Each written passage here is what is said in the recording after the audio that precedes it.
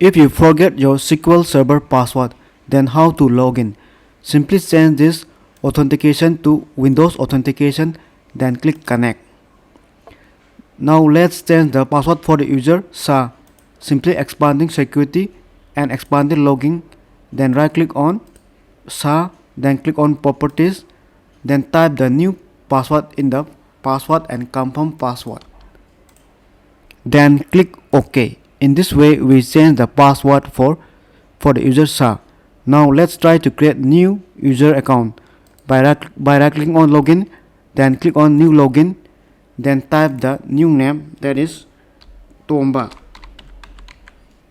and click on SQL Server authentication, then type the password here in the password and in the confirm password. After typing the password in the password and confirm password, uncheck this enforce password expiry and user must change password at next login. If you want, you can check, but right now I have unchecked, and click on OK. In this way we create user account. If you want to change the password, simply right click on it, then click on properties, then type the new password in the password and confirm password, then click OK. In this way we change the password for another user account. Now let's learn how to delete user account. Login with the admin. So the admin here is SHA. Expand security, expand login, then right click on the username, then click on delete. This will delete the user account.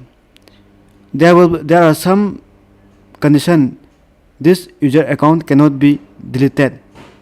If this user account has created one database, then you cannot delete this user account. So let's learn how to delete if this user account has created a new database.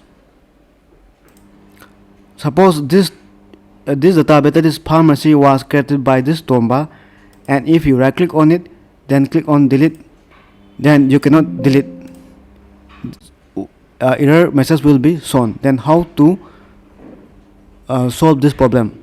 So right click on the database, then click on properties, then click on files, then click on owner, and click on the three dots, then click on browse, then change this user ownership to SHA or to any other user. Then so I have change this ownership to SHA, and click OK, then click OK, then click OK. Now let's try to delete this Tomba, so it can be easily be deleted. I click on it, then click on delete, then click on delete. OK. In this way we delete user account.